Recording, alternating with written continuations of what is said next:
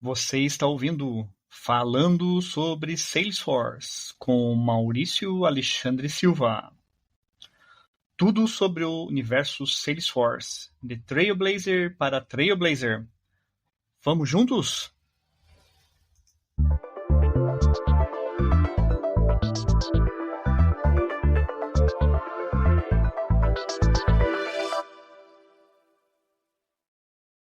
Fala pessoal, tudo bem? Hoje estamos aqui em mais um podcast. Vamos conversar com a Rosângela Souza. Ela tem uma enorme experiência nesse mundo do Salesforce, trabalha para a Salesforce, é arquiteta de solução da Salesforce. Tive a oportunidade de trabalhar com ela quando eu estava trabalhando na Sysmap, junto à Raizen, né? Conheci ela. Ela estava tentando arrumar lá a casa Raizen. Ela estava fazendo um trabalho super legal, aprendi bastante. E a partir daí a gente teve mantendo conexões e vem ajudando muito as comunidades Salesforce aqui no Brasil, muito mesmo. Vocês não têm ideia de quanto ela ajuda por trás, sem ter o nome dela exposto, mas quanto ela ajuda, quanto ela nos auxilia em todos os sentidos. Então a gente só tem que agradecer muito a Rosângela e agradecer mais ainda pela participação dela no podcast, né? Para mostrar que, de novo, independente de onde a pessoa está, ela não tem que ter aquele background gigantesco de TI para trabalhar com Salesforce. Então isso a gente vai ver bem certinho hoje com a Rosângela aqui. Novamente, obrigado, Rosângela, pelo teu tempo. Pessoas que trabalham com Salesforce, e principalmente da própria Salesforce, é difícil de arranjar tempo, mas a gente agradece muito a tua disponibilidade para contar um pouquinho de como surgiu a Rosângela, né, no mundo da TI, como que ela veio, como que ela está trabalhando, o que ela pensa. De novo, muito obrigado. Agora vamos só uma apresentação formal, né, dela, para vocês aí entenderem mais quem que é a Rosângela. Obrigada, Maurício. Eu gosto sempre dessa oportunidade de estar falando com as pessoas, dividindo experiência, dividindo histórias e conversando um pouco sobre o que é esse ecossistema Salesforce. É um ecossistema que continua crescendo, que ainda vai se tornar maior, que cada vez mais traz novidades e vai abraçando mais profissionais. Tá? Muito obrigada mesmo. Bom, e como que a Rosângela surgiu nesse mundo de TI? Eu já trabalhava com... Eu sou formada em marketing pela Escola Superior de Propaganda e Marketing, e eu comecei na vida de fazer pesquisa de dados, mineração de dados, para mandar a mala direta, que é uma coisa que não existe mais, fazendo campanha de produto, etc. E ali um diretor achou que eu tinha jeito para TI, e aí eu entrei na área de TI. Nunca foi um plano, né, porque afinal eu era formada em marketing, mas a partir daí eu comecei a trabalhar em TI, né? Então eu fui entendendo o que era uma área de TI, a estrutura, como funcionava, e depois eu comecei a trabalhar em operações de telemarketing. Com isso comecei a entender o que era CRM, o conceito de CRM, como implementar um CRM, e aí eu fui ganhando corpo nessa área de TI, onde eu tive que aprender de tudo, o que era uma linha de código até você desenhar uma interface, entender de middleware, entender de várias coisas, porque eu cheguei num ponto onde eu gerenciava operações. Então, eu não só implementava uma área de call center, usando toda a metodologia de telecomunicações, TI, de CRM, etc., como eu tinha que entender toda a infraestrutura para que eu conseguisse fazer a operação funcionar perfeitamente, sem a gente ter nenhum risco de queda de sistemas e etc. Assim começou minha vida. Como eu passei muito tempo, eu trabalho com CRM já há mais de 30 anos, então eu passei por todos os players de mercado. E também passei por CRM caseiro, onde a gente construía o CRM no Excel e botava o povo para usar. O vendedor colocar oportunidade no Excel, tudo mais. Trabalhei em empresas nacionais que tinham CRMs específicos para indústrias, e com isso foi crescendo o meu conhecimento de CRM, metodologia trabalhei com inteligência de vendas, e tudo isso foi formando a minha carreira profissional dentro de TI e também dentro de negócios. Por quê? Para implementar um projeto, eu tinha que entender de negócios. Então, eu sempre tive que fazer esses dois papéis, uma pessoa de business e uma pessoa técnica para poder solicitar e contratar de forma correta os parceiros e as plataformas que a gente precisava. Bom, Salesforce surge na minha vida, e aí eu acho legal falar isso, que Salesforce ele é a única ferramenta que eu vejo que idade não importa, importa o seu background e sua experiência. Eu fui parar no Salesforce depois dos 40 anos, quando eu já tinha desistido do Siebel na minha vida, e eu recebi um convite para trabalhar com uma plataforma nova em nuvem, isso por volta de 2006, 2007. Não se falava em nuvem. SaaS, então, era uma coisa que estava começando, e eu achei o desafio legal. E fui trabalhar com o Salesforce. No começo, o Salesforce era uma plataforma focada em empresas que estavam startup, empresa que estava crescendo, empresa pequenininha. Ela não era essa gigante que é hoje, e tanto que ela concorria com o Sugar, por exemplo. O Sugar era o concorrente da Salesforce. Então, a gente está falando ali de projetos com 10 licenças, 5 licenças, 3 licenças, e eu brinco, eu aprendi Salesforce fazendo projeto de 3 dias. No primeiro, você levanta o que o cliente quer, no segundo, você configura, no terceiro, você treina o usuário. Por quê? Porque a ideia da ferramenta, desde o princípio, foi essa: ser rápida, ter velocidade. E como eu vinha de plataformas que velocidade era uma coisa que não existia, era uma coisa assim muito legal de você ver que você criava um campo. E lembre-se, naquela época não tinha sandbox. A gente tinha o sandbox, mas ele não era integrado com produção. Então você podia fazer tudo no sandbox, mas depois você ia fazer Ctrl+C, Ctrl+V em produção, porque não tinha integração entre os dois ambientes. Então foi muito legal, porque ali eu aprendi muita coisa, eu fui para dentro de indústrias que eu nunca imaginei na vida. Eu aprendi muita coisa de negócios, de empresas emergentes na época. Fui entendendo como a plataforma funcionava, a lógica da plataforma. Aí entrei no ecossistema. E no ecossistema era só mato, gente. Foi em 2007. Comunidades, elas começam a aparecer por volta de, aqui no Brasil, tá? Por volta de 2016, por aí, que elas começam a se organizar. E aí, nesse começo da organização, aliás, foi antes disso, porque eu ainda era cliente, porque eu já fui cliente, eu já fui implementadora, já fui desenvolvedora, já fui de um tudo. E acho que por volta de 2013, 2014, eles começam a aparecer no Brasil, né? E como eu era cliente e tudo mais, eu comecei a participar de todo esse nascimento das comunidades, encontros. E tinha uma coisa também que eu trabalhava numa consultoria que tinha sido pioneira de Salesforce no Brasil. Toda vez que alguém queria saber alguma coisa de Salesforce, no LinkedIn aparecia meu nome. Então muita gente falava comigo. Eu, sem querer, eu montei uma comunidade sem saber o que era comunidade.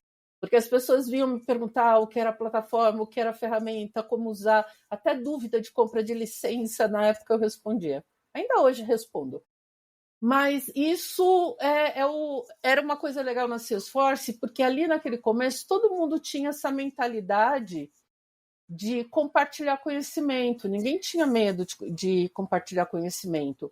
E as pessoas se encontravam, falavam. A comunidade aqui de São Paulo, a gente participou bastante no começo dela. Aí eu fui conhecendo o pessoal dos outros estados, fui participando, fui ajudando, fui tirando dúvidas de pessoas que queriam montar comunidade. E aí eu estou dentro do ecossistema essa vida toda. Eu trabalho com Salesforce há mais de 20 anos. Então, eu assisti todo o crescimento da empresa. dentro da empresa Salesforce, eu estou, esse ano eu faço 9 anos. Hoje eu sou uma arquiteta de soluções sênior e estou ajudando os clientes a utilizar a ferramenta da melhor forma possível para o crescimento do negócio deles. Isso foi minha pequena introdução. Você é uma das poucas pessoas que eu posso dizer que você sabe bastante tipo do background da Salesforce, porque quando eu comecei também em 2000, quando eu fui ver o Salesforce foi em 2010, mais ou menos, que eu estava lá em Miami, né? Antes de voltar para o Brasil, e daí em 2012, 2013, realmente eu fui começar a trabalhar com Salesforce, e ainda tinha o C Sharp junto, né? Que era a minha vantagem. .NET, C, C++, C Sharp, falei, não preciso aprender outra linguagem, né? E foi justamente o ano que a Salesforce disse, tchau C Sharp, só a documentação. Isso. Né? Porque a gente conhece, sabe, toda a parte de background, de código, não existe compilador nenhum que vai trabalhar Java e C Sharp. Não existe. E o que estava acontecendo naquele período é que tinha orgs que estavam sendo desenvolvidas com Java-like, o Apex, e orgs que eu estava com Sharp. E daí vinha um desenvolvedor, pai, mas eu não sei Java, eu vou fazer no meu. Daí, como que vai fazer para rodar? Não fazia, né? Daí eles, claro, pela praticidade, pela flexibilidade, pela performance do Java, foi uma escolha certa deles continuarem como Java-like, né? E tirarem o C Sharp da língua da parada. Mas foi um decepcionante para mim, porque eu falei, a única coisa que eu sabia dentro do decodificação era o C Sharp. Justamente quando eu começo a trabalhar com eles, eles me tiram isso. Mas é legal essa parte, assim, essa experiência de você ver ela crescendo. Não, e a Salesforce, ela sempre foi desafiadora em relação até mesmo de visão de negócio. Por quê? Você imagina uma plataforma que ela é construída para o cliente que tem 2 licenças, da mesma forma para o cliente que tem 2.000 licenças. Você tem as mesmas features. Quando eu falo de Flow, o Flow vai funcionar na versão Group, nem sei se é Group agora, já deve ter mudado de nome. Na versão Group, que é uma versão que ela praticamente só tem conta, contato e oportunidade leads. Mas ela tem o Flow, ela tem o Lightning, ela tem o layout de página, você tem automação. E se eu for para a versão Enterprise, ela só vai ter um número maior de flows e outras coisas. Então, é bem legal que você olha que a Salesforce, desde o princípio, ela se preparou para atender todo o tamanho de cliente da mesma forma. Porque o que você vê muito em tecnologia para o cliente pequeno eu só vou colocar isso. Não, amigo, o cliente pequeno, se ele quiser comprar licença full, ele vai comprar. Não é você que determina, tá, que ele é pequeno.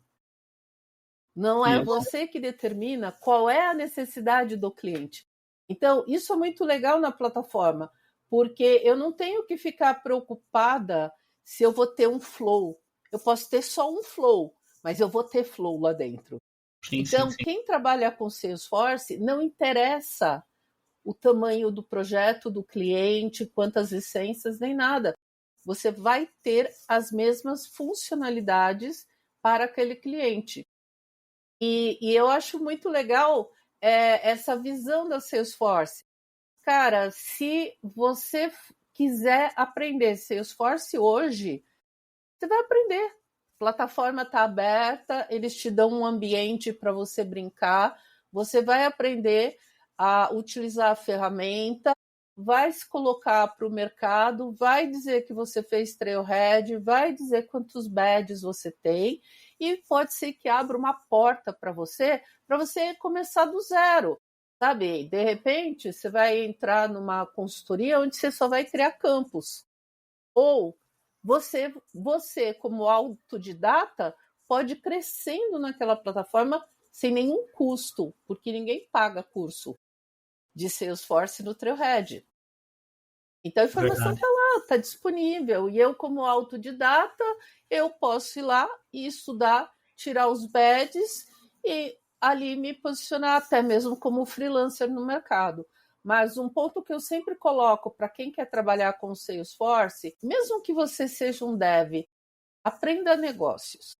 Se você não aprende um processo de negócio, não interessa se é Salesforce, não interessa se é Java, não interessa qual a plataforma. Você vai configurar errado porque você não conhece negócios. Então, estudar negócios hoje em tecnologia é prioridade. Assim como quem é de negócios também é prioridade conhecer tecnologia. Tá? Então, sempre que alguém fala assim para mim, por onde eu começo no Salesforce? Eu dou as trilhas de negócios do Trailhead. Por quê? Se eu não sei o que é uma oportunidade, amigo, eu não vou saber, eu vou reinventar a roda.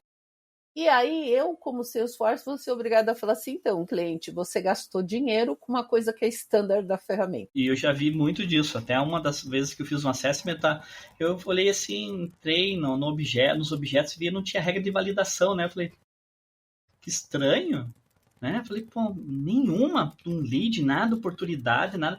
Quando eu vou para código, account validation, lead validation, opportunity validation, tava lá.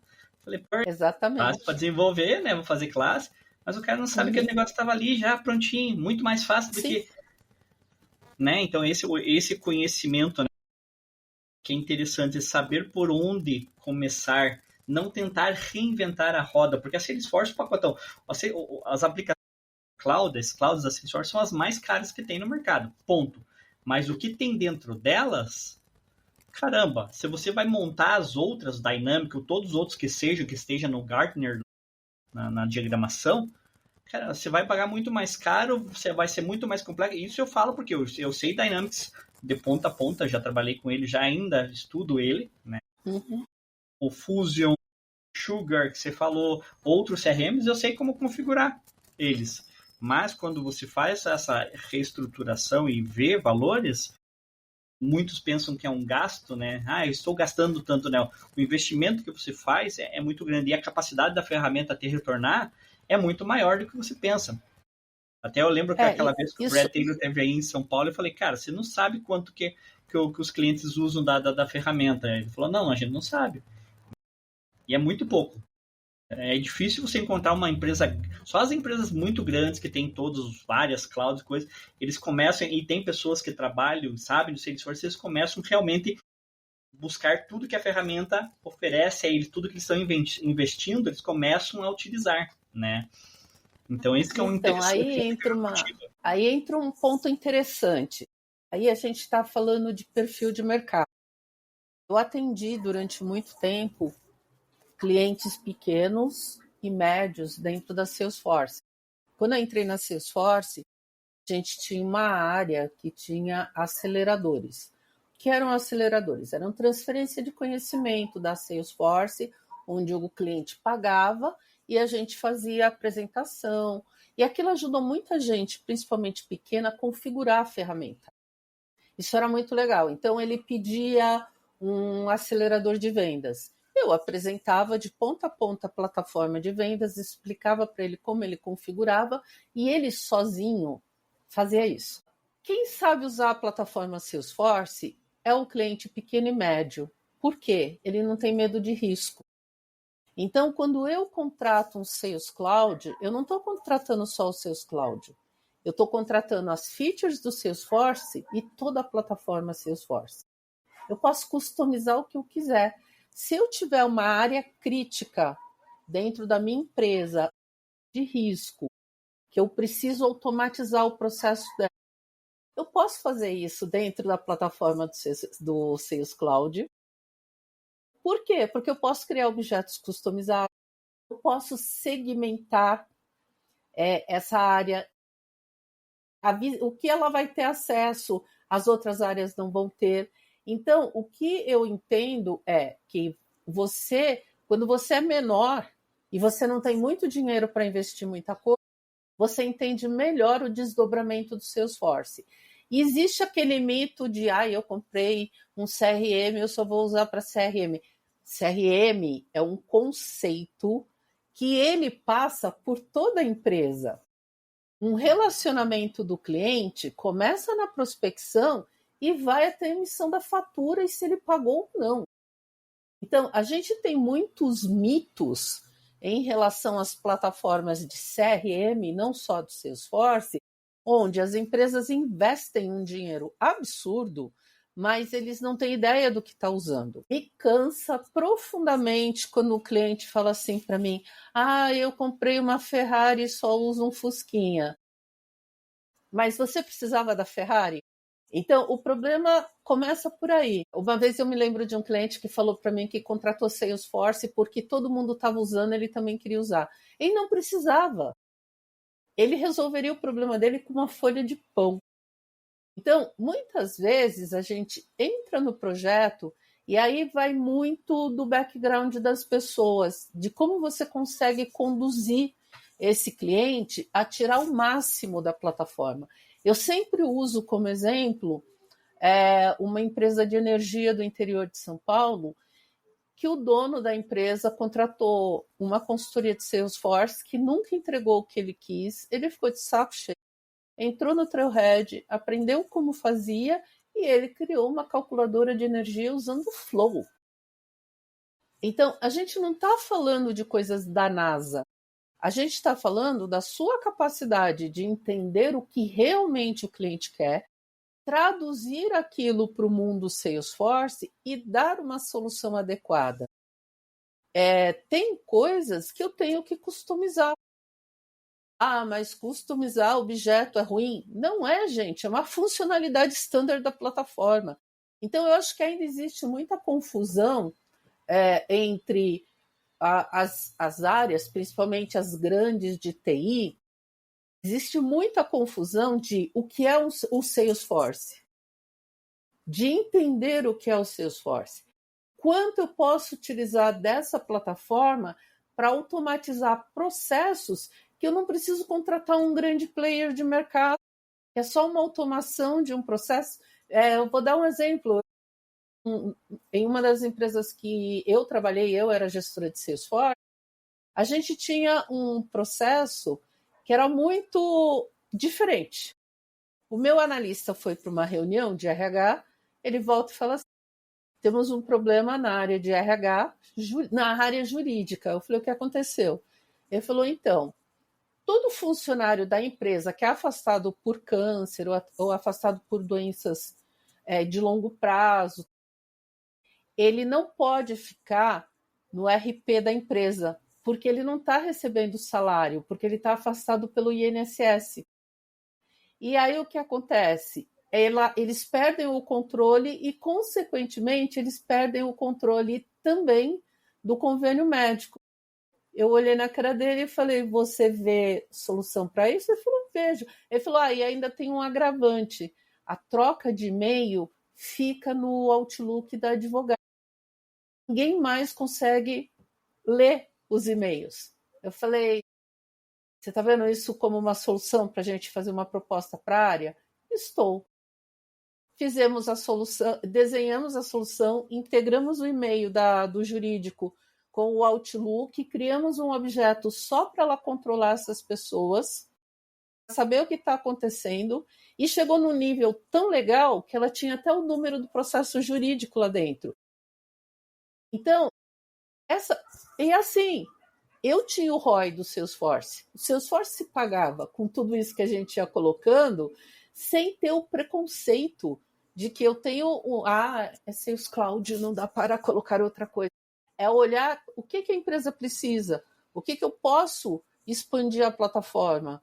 É lógico que tem coisas que você não vai fazer dentro do Salesforce. Por exemplo, é uma coisa que cliente pede muito. Eu quero emitir um boleto direto do Salesforce. Amigo, você tem um RP para isso. Integra as duas ferramentas. Então, é esse tipo de conhecimento que é legal você estudar. Você não ficar preso só, eu vou aprender o Agentforce. O Agentforce está muito engraçado, porque, como outro dia um arquiteto falou para mim, ele é um estagiário mais robusto. Porque, cara, é muito assim, ele não vai pensar pela pessoa. Ele segue coisas que a gente diz para ele seguir. Só que se você não entende isso, você vai fazer errado. E o cliente vai achar que o Agentforce não... Isso. Então, eu acho que isso é o tipo... E outra, esse é um tipo de conhecimento para ser trocado dentro das comunidades.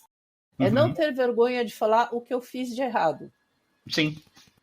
Tá? Acho que muito sempre quando eu falo, guiando as pessoas, é dizer, pô, eu já errei nisso.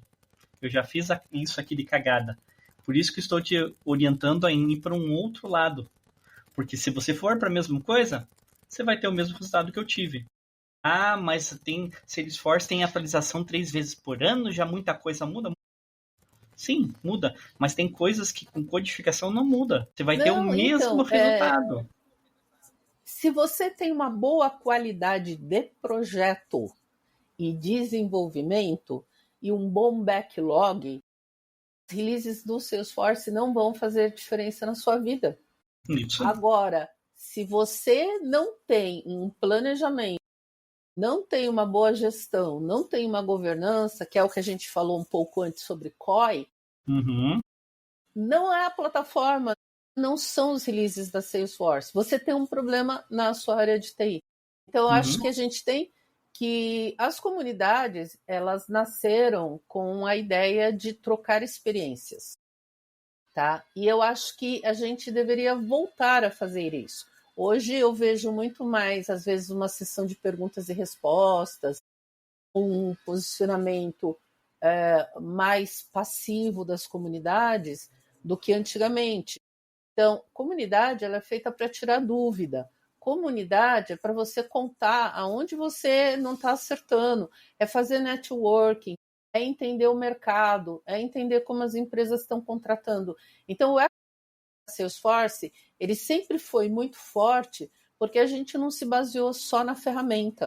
A gente se baseia no relacionamento de quem trabalha com a ferramenta. E pode ser técnico ou pode ser simplesmente uma pessoa que trabalha com vendas. Eu lembro muito de um rapaz, uma vez eu fazendo uma palestra sobre Salesforce e tudo mais, de arquitetura. Tudo. Aí, no final da palestra, ele falou para mim, eu não quero configurar Salesforce, mas eu sou vendedor e toda entrevista que eu faço, então se eu sei usar Salesforce. Tem Trailhead para isso. Então, tá aqui o Trailhead. Sim. Então, é sair um pouco desse imaginário de que a única dimensão de uma pessoa que trabalha com Salesforce é técnica. Não tem essa dimensão. A gente tem muito usuário. E por isso que eu reforço. Aprenda negócios. Se você não sabe criar uma tela para o Salesforce com uma sequência coerente de dados, você não está fazendo nada de bom para o teu usuário final. E acabar essa mistificação de que eu tenho que conhecer código. Não tem. Não é só código. O que constrói qualquer produto de tecnologia, indiferente de ser Salesforce ou não, é a tua capacidade de conseguir identificar oportunidades de negócio. Então, se eu melhoro a vida do vendedor, ele vai vender mais. Isso é verdade, gente. Não é mito, é verdade. Eu lembro um projeto que eu toquei numa empresa e daí eu viajei para fora. E quando eu cheguei no local lá, os caras falaram, foi você que fez esse projeto? Eu falei, não, foi um dos arquitetos que tocou isso. Eles falaram, a gente não tá usando nada para você. Eu falei, mas pô, foi feito para vocês. Ele falou, não, quem vocês conversavam é uma pessoa que não entendia nada do que a gente usava. E daí eu passei uma semana daí com eles, né, escalei pro meu diretor, falei, olha, eles não estão usando, porque não cobre as dores deles. Eu passei uma semana entendendo os processos deles, eles me mostrando, escrevendo no papel e coisa, no Excel, no Word, tudo como eles trabalhavam. Quando eu voltei pro Brasil, deu um bafafá muito grande por causa disso, a gente refez, viajei de novo para os Estados Unidos, fui lá, juntei esses engenheiros, né, mostrei para eles, tá aqui assim, mexe. Eu nem precisei demonstrar. Eles pegaram e começaram a fazer as coisas direto no Salesforce e falaram, nossa, agora a gente vai poder utilizar. Então, pelo fato de não entender o negócio, a pessoa que estava no parte do projeto, ela não tinha entendimento do negócio de quem ia utilizar na prática. Então, quando você tem esse entendimento do negócio, não saber, por que que eu tenho que fazer? Não, como é que a pessoa vai trabalhar? O que que ela está fazendo? O que que eu vou tentar resolver de dor dela? Utilizando o sistema para acelerar com automações, para cortar o tempo que ela gasta, às vezes, com coisas que elas têm que repetir. É isso que é uma das coisas interessantes do Salesforce. Mas voltando nisso, daí, né? Vamos lá dizer, qual que foi o maior desafio no início da tua jornada? Explicar para as pessoas o que era um sistema em nuvem, que ele não ia fazer backup no servidor embaixo da mesa dele. Nossa, isso daí, gente, às vezes consumia um tempo absurdo.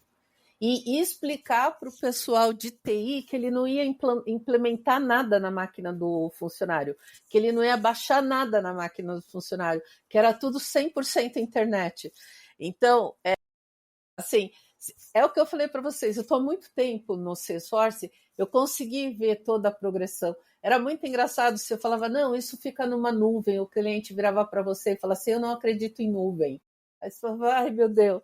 Então você tinha muito que adaptar o teu discurso, tá, com os clientes, porque era assim, ele contratava o Salesforce, mas ele não tinha certeza do que ele tinha contratado. Não sabia o que era, né? Não sabia, e aí eles passavam muito desse medo para o usuário final, porque a Salesforce, desde o princípio, ela teve mobile, tá? Você podia acessar no mobile. Então, você passar isso para os usuários, aquele medo, tudo mais. Então, eu peguei o crescimento, não só da Salesforce, como da tecnologia no Brasil, de muita coisa mudou, os aparelhos telefônicos, imagina, a novidade era aquele BlackBerry. Nossa. Tá? Então, eu peguei toda essa mudança, mas os desafios, eles eram muito em o cliente entender que ele comprou uma plataforma de CRM. Esse sempre foi o grande desafio. E a partir disso, você ajudar ele a pensar em como utilizar as ferramentas. E aí é o que eu falei para vocês. Os clientes pequenos e médios eram ótimos, porque eles estavam ali para atender. Os grandes, você sempre tinha uma dificuldade, porque era assim, todo mundo conhece aquele slide da Salesforce, que você pode crescer até 37% das suas vendas. Cara, não crescia. Aí ele vinha para mim e falava assim, vocês me enganaram, me prometeram assim, tá, mas qual a tua estratégia de vendas para chegar a 37%? Porque nenhuma ferramenta vai trabalhar por você. E eu acho que um grande desafio que diminuiu um pouco foi a confusão entre ferramentas.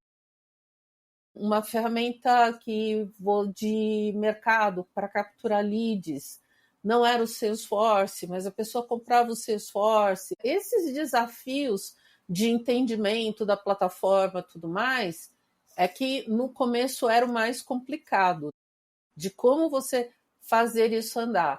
Agora, para aprender a plataforma, gente, era na raça. Não tinha Trailhead. A gente tinha um grupo de 6 pessoas que trabalhavam juntos. Quando um não sabia o que fazer, o outro desesperado, entrava no Skype desesperado. Gente, eu estou tentando fazer isso e não está dando certo. Aí os outros 5 iam atrás para ajudar. Mas é assim, conhecimento. Você tem a questão da barreira da língua.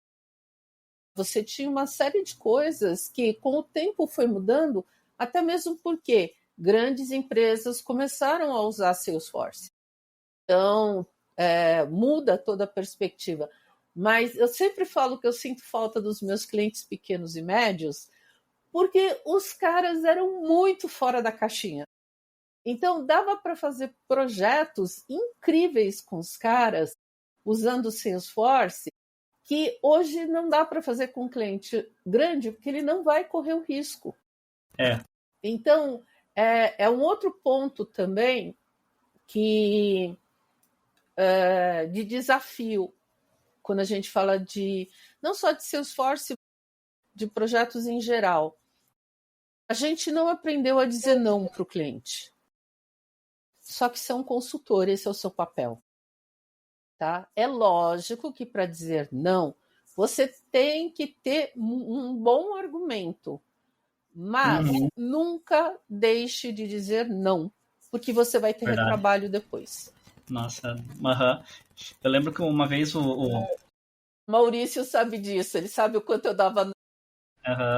Eu lembro uma vez num projeto lá que quando eu comecei com Salesforce, o cara vendeu um acesso ainda no Sales and Service, no portal do parceiro. Ele vendeu a possibilidade de utilizar order no portal do parceiro e naquele tempo não tinha nada. Ele, não, mas eu vendi. Eu falei, cara, a gente vai ter que replicar tudo. E daí sincronizar um pro outro, quando ele criar um no portal, vai ter que criar um outro no objeto padrão, porque daí quando mudar no objeto padrão vai ter que... Ele falou, eu já vendi. Né? Então, tipo, aquele não conhecer. Mas também foi interessante, porque você aprendia muita coisa de configuração, de customização, como que fazia, tudo, que é o interessante do que nem você falou, dos pequenos, né? Que eles têm muito mais capacidade de, tipo, assumir o risco. Eu quero ver que eu estou investindo nisso, vamos lá, me ajuda, né? Então, e o grande não, o grande lá, não, peraí, tem que ser dessa forma, porque eu vi que outro sistema faz, esse o teu conhecimento, o teu know-how, que traz essa capacidade de você falar um não para ele, mas com fatos, coisas concretas, dizendo, não dá para dessa forma, por causa disso, disso e disso, a gente pode ir para um outro lado. Então, esse balanço entre trabalhar com cliente pequeno e cliente grande é muito... É do norte ao sul. É muito grande essa diferença. Que às vezes traz uma facilidade no mundo. Né? Mas vamos lá, agora você falou de estudo, pequeno, né? Oi, pode falar, por favor. O pequeno e o médio, ele só tem uma bala. Tá? Ele não tem muito dinheiro para gastar. Verdade. Então, ele prefere arriscar do que ele ter que fazer um outro orçamento. Mas você falou uma coisa agora, a gente já muda. Você falou uma coisa agora interessante. Você falou que o vendedor vendeu errado, deu confusão. Você não pode deixar de chamar o vendedor e falar assim, amigo, você vendeu errado, você explica. Isso é do dono da empresa porque ainda. Isso é parceria. Isso é parceria. A gente fazer isso é parceria. Por quê? Porque senão vira conversa de maluco.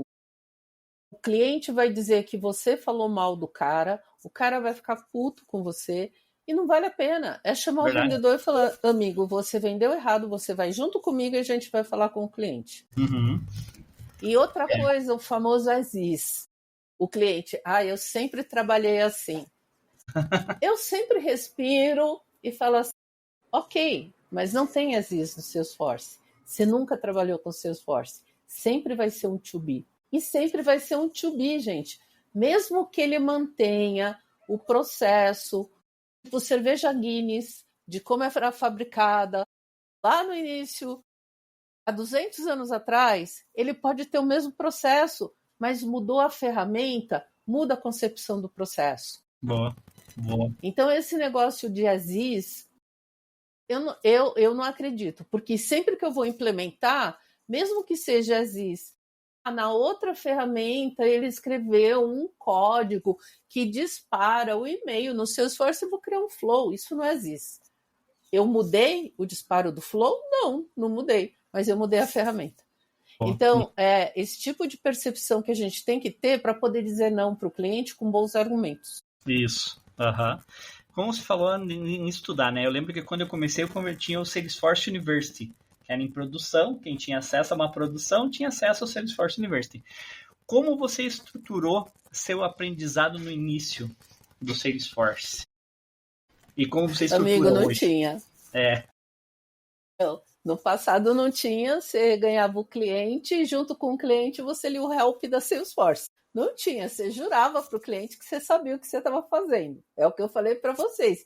Eu tinha mais 5 doidos lá junto comigo que a gente se ajudava. No começo, o Salesforce tinha help, mas não tinha trailhead, não tinha nada organizado. Era muito entrar nas comunidades fora do Brasil, fazer pergunta, o pessoal responder, usar os networkings que tinham aqui no Brasil. Então, você não tinha muita estruturação. Outra coisa, quando eu comecei, você só tinha Sales Cloud. Service Cloud foi aparecer muito tempo depois.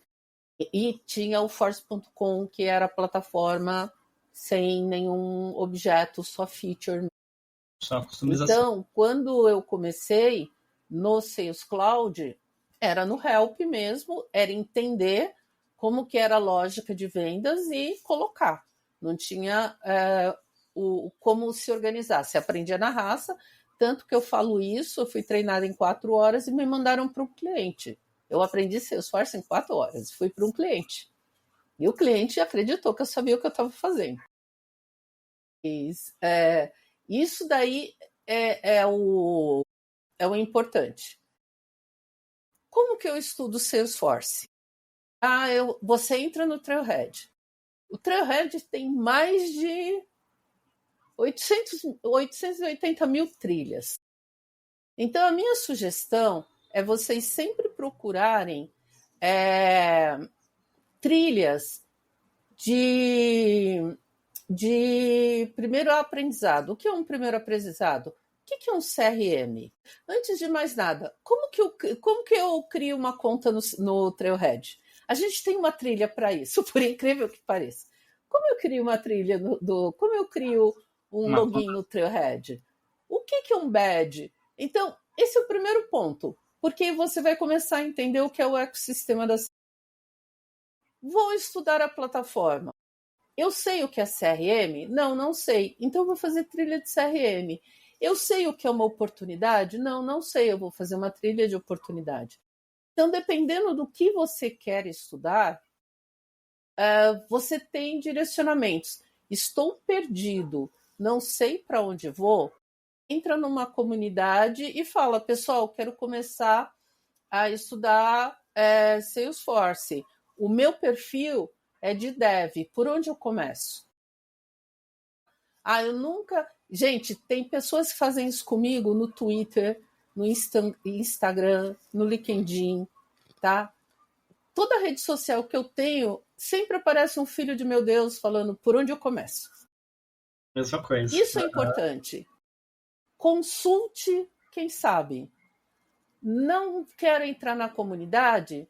Joga lá no LinkedIn, Salesforce, e qualquer um dos arquitetos da própria Salesforce vai orientar vocês. Isso é uma prática da empresa que é muito legal, que é o de compartilhar conhecimento. A gente não acredita que por trabalhar na Salesforce nós somos acima do bem e do mal. Não, a gente está aqui para compartilhar experiência e compartilhar conhecimento com vocês. Porque quanto mais a gente fortalecer o ecossistema, maior o número de oportunidades de trabalho, maior o número de desenvolvimento, maior o número de empresas que vão usar o Salesforce. Por quê? Porque hoje falta mão de obra de Salesforce. Então, é importante isso. Como que hoje eu me estruturo para estudar, por exemplo, para uma certificação? Porque vocês acham que a gente está dentro do Salesforce e não é cobrado disso, né? Então, por exemplo, vou dar exemplo do Agentforce. Tem lá os pilares, não tem? Que é o Innovator. Eu sei que são 3 pilares. O Champion, Innovator e o Legend. Isso. A gente usa o mesmo Trailhead de vocês. A gente não tem um Trailhead separado. A gente não tem um material de obra. É diferente. Isso também é outro mito. Quem trabalha na Salesforce vai fazer os Trailheads iguais a vocês. É lógico, a gente tem alguns que são específicos da empresa, mas de produto, o que vocês fazem a gente também faz. Sempre começo, às vezes até me aborrece, porque às vezes eu tenho que fazer Trailhead de um assunto que eu já trabalho há muito tempo, mas a empresa quer que eu faça. Aí enche o saco, mas nunca pulem as trilhas. Façam todas as trilhas, tá? Porque pode ter um pequeno detalhe que você não conhece e que vai fazer diferença na hora de uma implementação. Então, faz o exercício, faz o hands-on. Por exemplo, eu aprendo muito mais com hands-on do que só leitura, mas isso é desde sempre, é uma característica minha. Então, eu me programo, eu estabeleço um horário para eu poder estudar. Não posso fazer isso todo dia, então quais dias da semana eu posso fazer? Então, tem que ter essa disciplina, porque começar e parar não funciona. Você tem que ter uma disciplina. Então, se é um trailhead longo de, sei lá, 36 horas, eu já dou uma olhada. Tudo que tem que ser feito e meio que vou fatiando e dizendo, olha, eu vou fazer tal hora, tal hora, tal hora, tá? Porque se você perder a sequência, você não vai fazer de novo. Eu sinto informá-los, você não vai fazer de novo. E outra coisa, façam super bad, façam projetos, são casos de uso. Reais. Vai ajudar vocês a entender o negócio. Tá? Eu vejo muita gente fazendo trilha e não fazendo super bad. Façam projetos, tem projetos lá. Olhem nas comunidades que estão dentro do Trailhead. Às vezes tem uma pergunta. Eu passei por isso com... O Maurício passou junto. A gente estava na mesma empresa. O pessoal queria automatizar teste de mobile. Tá? A gente achou solução numa comunidade. Esse tipo... Assim, estudem do jeito que vocês gostam de aprender. Uhum. Porque cada um de nós tem um método de aprender. Mas a única coisa é, criem uma sequência. Evitem começar a parar, porque vocês vão abandonar. Então, a melhor forma é isso. Isso. E até em termos de aprendizado, eu leio bastante sobre aprendizado. Eu não sou só focado em Salesforce, como todo mundo pensa. Maurício é MVP, Maurício é de comunidade, é arquiteto, é só focado em Salesforce. Não sou só focado em Salesforce. Eu gosto de aprender sobre memorização, sobre leitura dinâmica, que eu já venho com isso há muito tempo, formas de evolução, tudo. Então, eu estudo bastante. E esse negócio de você ficar começando e parando, caramba, teu cérebro não... teu cérebro é espetacular, mas ele não é assim aquela potência, não. Se você treina ele, ele vai. Mas esse negócio de ficar parando, começa a comecei, eu vou lá. E uma outra coisa que eu sempre falo, não entra no Trailhead para tirar badge. Entra para aprender. O badge é uma consequência daquilo que você pegou, daquilo que você estudou, daquele projeto que você fez, da Super Badge. Eu faço parte do time de Super Badge, né? Então tem que vender peixe também. As Super Badge são casos reais. Os grupos de pessoas que trabalham com Salesforce, fora da Salesforce, tendo, claro, a supervisão e o controle de uma pessoa da Salesforce, para criar situações reais para serem testadas por vocês. Então são coisas reais, não é uma coisa que a gente imaginou lá, tomou uma cervejinha, imaginou, vamos fazer isso aqui, Super Badge, que não existe no mundo. São coisas reais. Então isso ajuda no aprendizado. E partindo do aprendizado, indo agora para certificação, né? Quando você falou da parte de certificação também, né? Quando você decidiu tirar a tua primeira certificação e qual foi? Vamos lá. Pessoal, eu não sou o melhor exemplo de certificação, não só de Salesforce, como de qualquer outra coisa. Tá? Eu desde sempre tenho uma briga pessoal com certificação. Por quê? Porque eu sou uma pessoa que aprende muito no hands-on. Então, certificação para mim, as pessoas só deveriam tirar depois que ela tem um tempo de experiência com as plataformas. Mas isso é uma opinião pessoal. Eu assino embaixo. Quando eu contrato pessoas, eu não me preocupo com quantas certificações elas têm. Eu me pergunto em focar no conhecimento dela. Mas, mais uma vez, isso é uma opinião pessoal. Como que eu vejo certificação, e não vou falar só de Salesforce? Eu acho que ela tem que ser um objetivo seu e não da empresa. Então, se você se sente preparado para tirar uma certificação e você acredita que essa certificação vai ser um diferencial na sua carreira, importantíssimo você tirar. Mas tirar por tirar não adianta. Assim, isso está acontecendo nesse momento no ecossistema da Salesforce. Você tem muitas pessoas com mais de 20 certificações. Eu até brinco, mas se você pegar essas pessoas, colocar numa sala, pedir para criar um campo, ele não vai saber. Boa. Não estou menosprezando quem faz isso. Eu acho que se a pessoa tem tempo e dedicação para isso e gosta, ótimo. Mas quando a gente fala de mundos como de CRM, e eu estou neles há mais de 30 anos, a certificação ela é uma validação do seu conhecimento prático. Ela não é uma validação do seu de você ter decorado um assunto. Porque se eu não pratico, não faz sentido. Então, quando alguém fala assim para mim, qual a certificação que eu tenho que tirar do Salesforce? Vamos antes. O Maurício falou, qual foi a primeira certificação? Quando eu entrei na Salesforce, você era obrigado a tirar 5 certificações. Tem uma, eu vou fazer 9 anos de empresa, tem uma que eu estou devendo até hoje. A de Admin Advanced, Sales Cloud, Service Cloud e App Builder. Tá? Quando eu entrei na empresa, essas 5 eram obrigatórias. Eu já trabalhava com a plataforma há 10 anos. Então, para mim, era questão de honra eu tirar de primeira. Tá? Minha. Questão de honra minha. Mas a gente tem que pensar que que a certificação do Salesforce é em inglês. A gente tem a barreira da língua.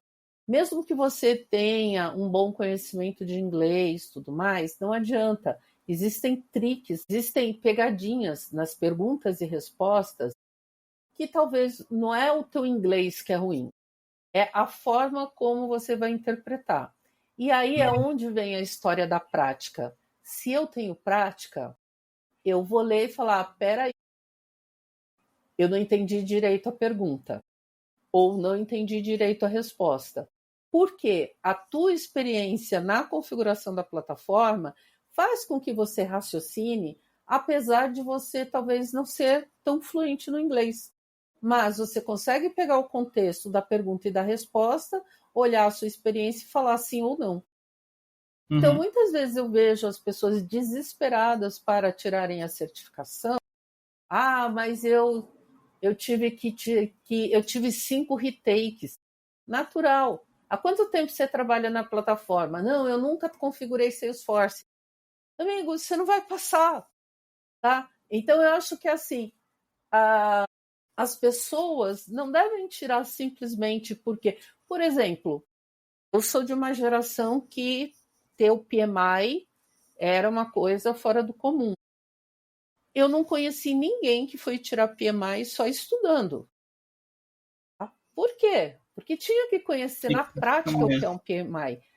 SAFe é a mesma coisa. Eu ia tirar a certificação de SAFe. SAFe é uma metodologia, para quem não sabe, é uma metodologia de projeto. Então, se você não entendeu o conceito, como ela é aplicada, porque o dia que você entrar num projeto de SAFe, você vai pular da janela, porque você não vai conseguir aplicar.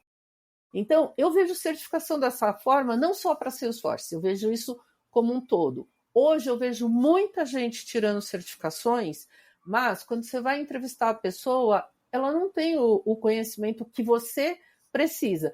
Mas existem empresas, e aí é muito aonde vocês vão procurar emprego, ou oferta que vocês recebam, é vocês entenderem o objetivo daquela certificação. Se é só simplesmente para dizer que tem um certificado no time, é uma coisa. Aí é entre você e a empresa decidirem para que vocês querem a certificação. Mas se é para vocês confirmarem um conhecimento técnico da plataforma, tenham um pouco de experiência antes de tirar. Isso está acontecendo agora com a Agentforce, muita gente correndo atrás para tirar, e muita gente que eu converso tem dificuldade de entender conceito de IA. Então, assim, pensem, custa caro um negócio desse. E custa o tempo de vocês para estudar e para tirar. Então, pensem para que vocês querem a certificação. No mundo Salesforce, a gente tem os 2 tipos de profissionais. Aqueles que aprenderam com a vida, a sabedoria das ruas, e tem aqueles que aprenderam com as certificações. Também vai ser o objetivo de cada empresa. Se é uma empresa que é mais restritiva, que todo mundo tem que ter certificação, você vai ter que se virar para tirar. Se é uma empresa que está mais preocupada em entregar um bom projeto e não com a certificação, você vai estar tranquilo. Então, a certificação é o que você quer para a sua carreira e a empresa que você está. O quanto aquela empresa quer aquela certificação E quanto você, como pessoa que trabalha com a plataforma, quer fazer uma validação do seu conhecimento, você quer a certificação. Para arquitetos Salesforce, existem trilhas específicas com vários tipos de certificação. E também vai depender muito para onde você quer ir. Um solution, você quer ser um arquiteto de integração. A única certificação que eu falo para todo mundo tirar, porque eu tenho problemas quando eu entro no cliente e pego esse erro, é o de visibilidade. Arquitetura de segurança e visibilidade de dados. Pelo amor de Deus, tem essa certificação. Vocês não têm ideia a quantidade de cliente que eu entro, onde toda a configuração de perfil, papéis, sets e etc. está errada e criam regra de validação para o que não precisa. Essa é a última, essa é que vocês têm que tirar de admin para tirar essa. Mas essa é a única coisa, é a única que eu imploro vocês a tirarem. Boa. Por favor. Boa, isso é tá. Eu sempre falo, as minhas certificações, elas são para testar o meu conhecimento hands-on de trabalho. Então, ainda como eu tenho algumas certificações para tirar, coisa que eu já trabalhei, eu já implementei 4 vezes CPQ. Aptos, Salesforce, Pros, 2 Salesforce, um Aptos e um Aptos, Pros e 2 Salesforce, 4. Eu ainda não tirei certificação, porque ainda não achei tempo para realmente parar e relembrar e coisa aí. Mas para mim também, a certificação para mim, Maurício, ela testa o que eu já trabalhei, o que eu já tenho de experiência. Tanto é que, tipo, tem certificações que eu gostaria de tirar, mas, caramba, eu não trabalhei com Automotive Cloud. Por que eu vou tirar uma certificação de Automotive Cloud para dizer que eu trabalhei com, que eu tenho... Mas se eu não trabalhei. Aí você vai descobrir que não é tão simples assim, como eles vendem um carro. Sim. Um dia eu te conto, porque eu atendi praticamente todas as automotivas, não com Salesforce, com outros CRMs.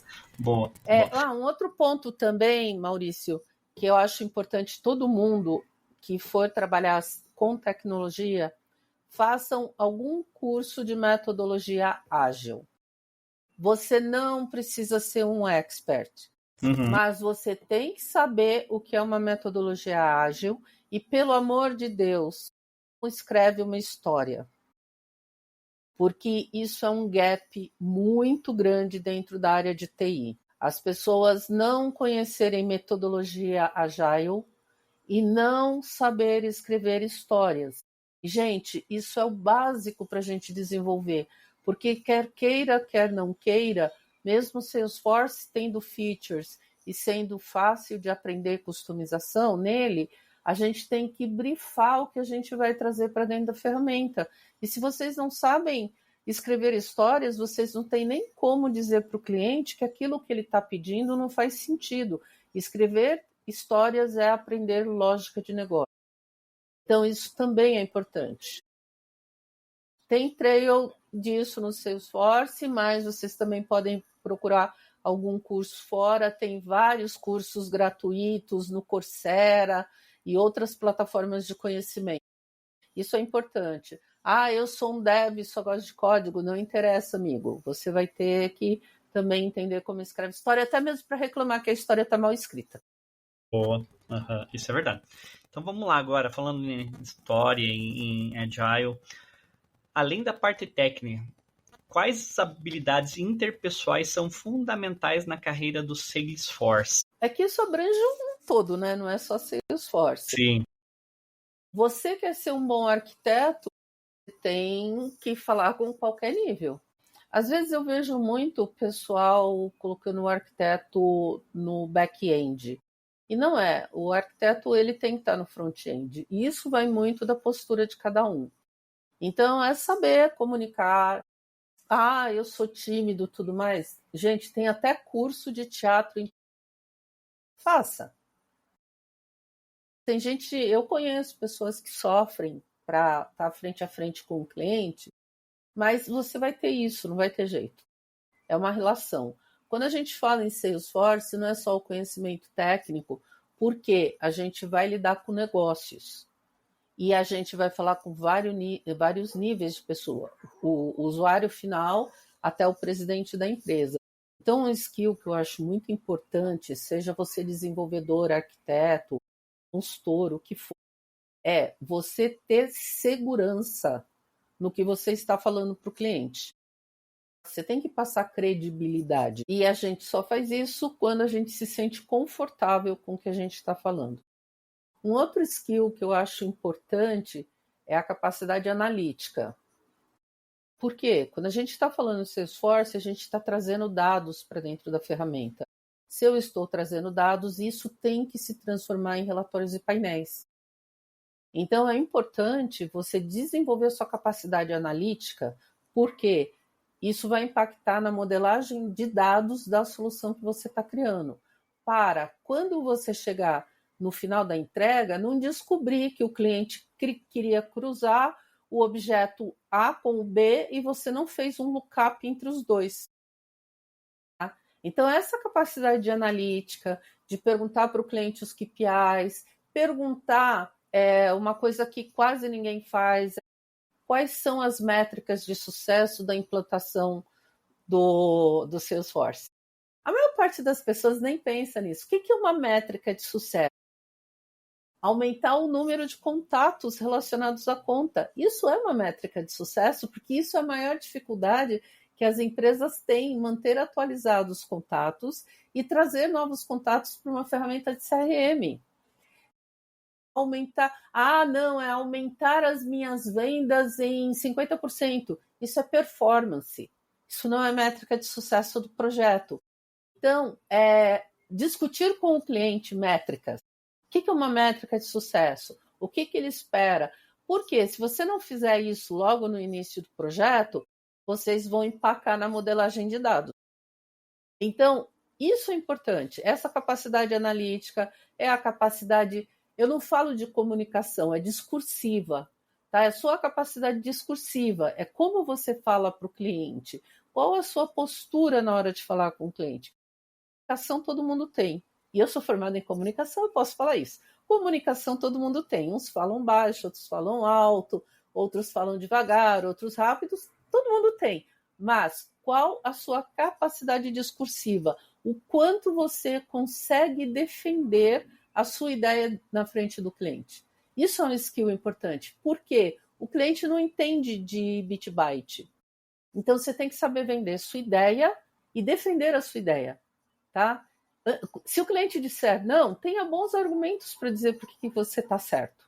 Ou não, você tem razão, eu não estou certo. Voltar atrás também é importante. Então, para mim, esses são os dois pontos. Desenhar processo e tudo mais. Gente, desculpa, isso é commodity.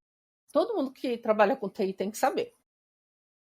Eu não vejo isso como skill.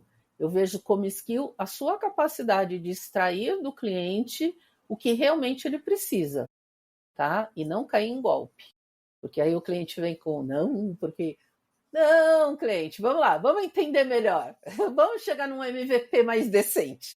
Verdade. Então, eu acho que esses dois skills são importantes para desenvolver. Uma outra discussão que eu tive com uma outra arquiteta da Salesforce. Pessoal, change management não é uma função só de RH.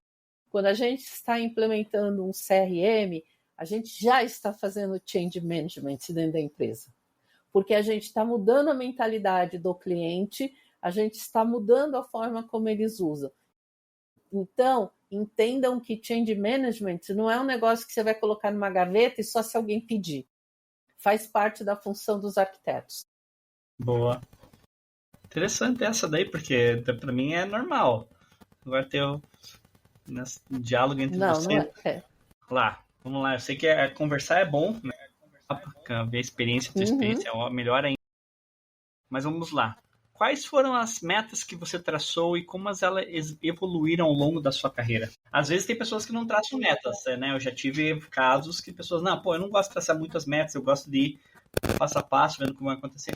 Já aconteceu? Olha, mais uma vez, minha experiência, tá? Eu me coloco desafios, não metas. Então, a minha carreira inteira, como eu sou uma pessoa que gosta de aprender muito no hands-on, a minha carreira inteira ela foi baseada em aonde eu tinha oportunidade de aprender mais, tá? Passei por grandes empresas como American Express, Credit Card, Deutsche Bank, entre outras. E entrar e sair dessas empresas sempre foi muito mais uma questão de oportunidade de aprendizado. Eu gosto de aprender. E eu gosto de aprender na prática. Então, tanto que eu tenho uma história com o Salesforce, eu já estava há um bom tempo como consultora, já estava numa outra empresa, e eu sempre quis trabalhar com Force.com e não consegui a oportunidade. Um dia, um dos executivos de conta da Salesforce falou para mim, eu tenho um cliente que tem Force.com e está com dificuldade de aprender, de usar. Eu falei, minha oportunidade. Eu mudei de emprego, ganhando menos do que eu ganhava na empresa que eu estava, fui para um cargo menor do que eu estava, só porque eu ia poder usar e brincar com o Force.com. Então, eu tenho essa tendência de mudar de emprego quando eu vejo que ali eu não estou aprendendo mais. Salesforce, ela é um caso distinto. A minha mãe poderia falar para você que meu tempo médio de vida nas empresas era 3 anos. Né? Eu enlouquecia minha mãe, ficando só 3 anos em cada empresa. Mas a Salesforce é um caso diferente comigo. Por quê? Porque todo dia eu aprendo uma coisa nova. Eu nunca tenho algo... Eu nunca tive tédio dentro da Salesforce. E isso é uma das coisas que me fez me apaixonar pela plataforma e continuar com ela há mais de 20 anos. Porque todo dia é um desafio. Todo dia o cliente te traz uma coisa que você não tem certeza se a ferramenta faz ou não. Que você tem que pesquisar, que você tem que ir atrás, que você tem que buscar uma solução. Aquela solução tem que ser escalável. E isso faz com que eu continue na Salesforce. Ah, eu planejei ser arquiteta? Não.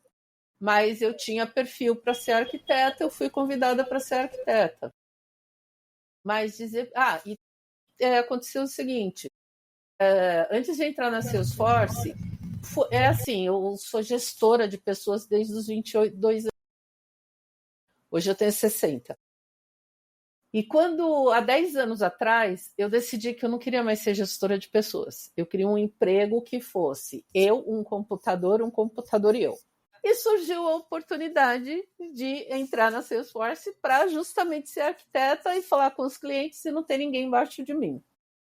Porque eu já tinha feito tudo o que eu tinha que fazer para desenvolvimento de pessoas. Eu fui muito bem treinada para isso.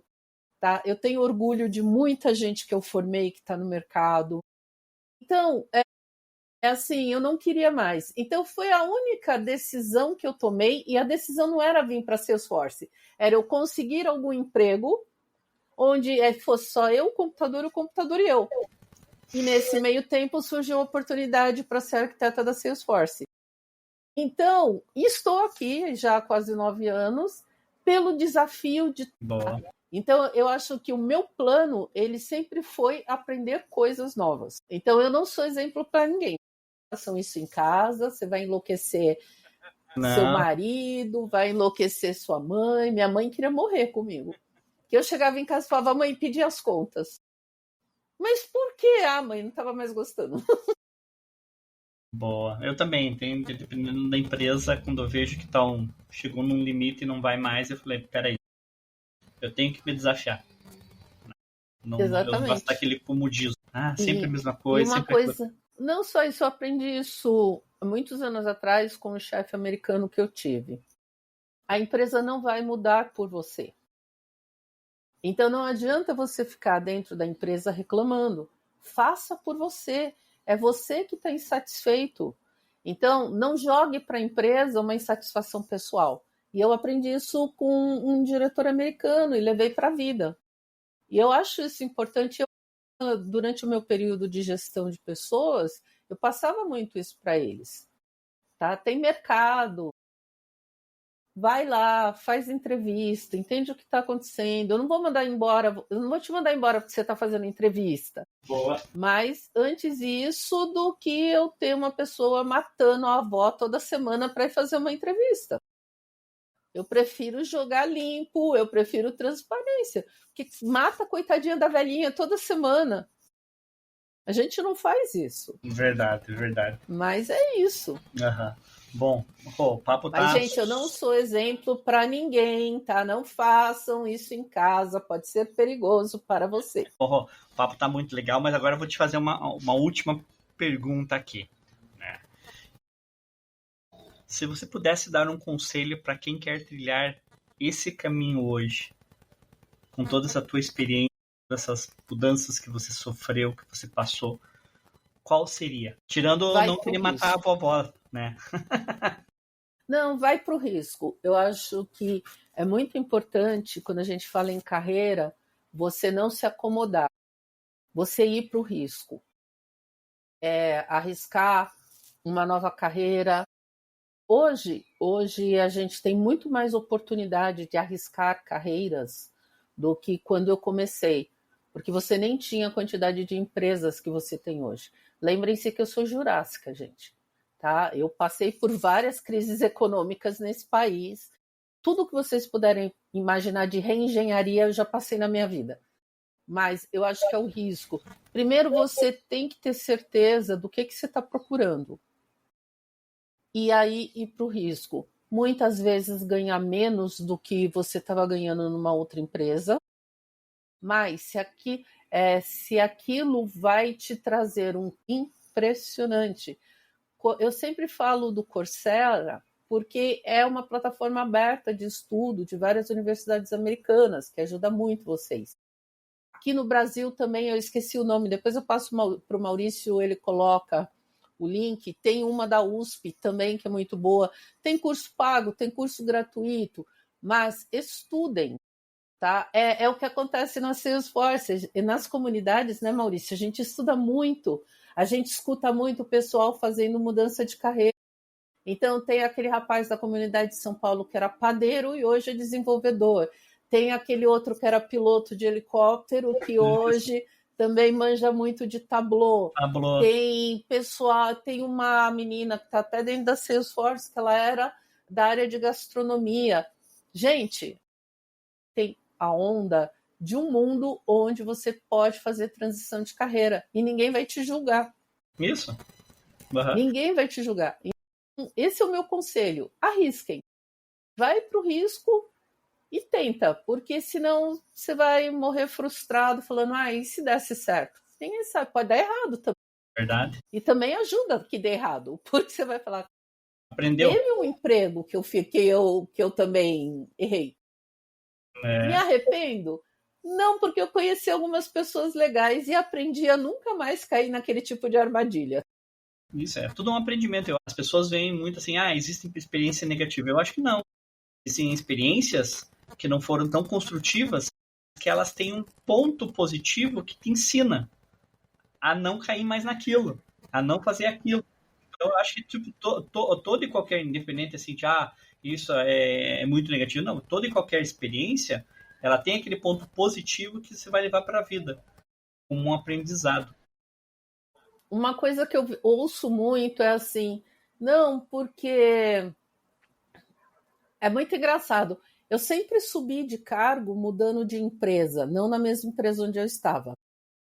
Por quê? Porque se para eu mudar de cargo era uma barreira naquela empresa, eu ia para outra, tá? E mudava o cargo.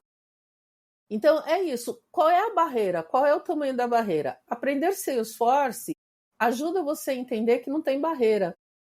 A coisa mais legal que tem nesse ecossistema é que ninguém está nem aí para sua vida pessoal. Estudem. Isso aí. Estudou, cara. Você pode ter 20 anos, 70, teve oportunidade, se engajou para aprender, quer trabalhar com seu esforço, você vai conseguir. Bom, Rô, de novo, ali, muitíssimo obrigado aí por esse tempo, né? 1h16. Lembrando que não tem cortes. Tudo direto. Nada aqui de cortes. De novo, muito obrigado pela tua presença, tua experiência, teu tempo. Uma honra estar conectado a você, sempre foi, né? E cada vez mais eu te admiro pela tua capacidade de ser tão clara, que muitas vezes não acontecem nesse mundo, né? As pessoas serem tão claras, tão diretas e tão honestas, né, nas pontos que colocam. Então isso eu acho que é uma virtude muito grande e eu, de novo, agradeço muito por estar conectado a você, ter com você uma conexão. Tem uma referência dentro da arquitetura, porque eu aprendi muita coisa lá na Raizen, de quando você estava montando as coisas, eu falei, peraí, por que ela está montando dessa forma? Por que está montando daquela forma? Caramba, mas viu um negócio que é diferente, mas por que ela tá? E depois, quando você ia apresentando, você tinha a parte da racional desse. Caramba, velho. É tipo assim, eu vinha do mundo de TI, eu sempre fui codificador. Mas daí quando você começa a entrar nesse universo, você não é mais codificador, você é uma pessoa geral. Por isso que você fala, codificar. A Salesforce quebrou essa barreira de pessoas serem só codificadoras. .NET. Front-end, back-end. Eu acho que o Salesforce não tem isso. Eu, sinceramente, quando a pessoa fala, o que você é no Salesforce? Eu não sou um front-end, não sou um back-end, sou uma pessoa... Porque você tem que saber dos dois. User experience, não, você tem que saber o que a ferramenta faz, quais as funcionalidades, para você poder falar. Se você não souber tudo, você não vai ser nada, né? Mas, de novo, muitíssimo obrigado por esse tempo que você passou, para essas informações muito preciosas que as pessoas vão ter acesso, né? E de novo a gente está disponível aqui quando você precisar, a comunidade, Maurício, podcast, tudo, a gente está disponível e de novo muito obrigado pelo teu tempo. Priceless. Eu que agradeço, Maurício, por toda a confiança, por a amizade que a gente tem aí ao longo do tempo. Sou muito pessoal da comunidade de Trailblazer, que também sempre tiveram muita confiança em mim, os temas que a gente traz, e abordagem, de estar falando em carreira, falando do ecossistema do Salesforce, levando para as pessoas mais informações, levando um pouco da minha experiência de background, só de TI, como de negócios, de várias coisas. E para mim é muito importante poder compartilhar conhecimento, porque eu acredito muito que se você tem um bom conhecimento em alguma coisa, compartilhe, porque senão ele não vai servir para nada. Tá? Se você guardar, eu sei muito sobre isso, ensine, porque senão é matéria morta e daqui a pouco não vai servir nem para adubo. Então, gente, isso para mim é sempre importante. Sempre que o Maurício me convida para participar, eu participo com o maior prazer, porque é sempre um canal para eu estar falando com todos vocês. Muito obrigada a todos que estão ouvindo e vamos ver num próximo assunto do que a gente fala. Ano que vem tem Copa do Mundo. Show de bola. Obrigado.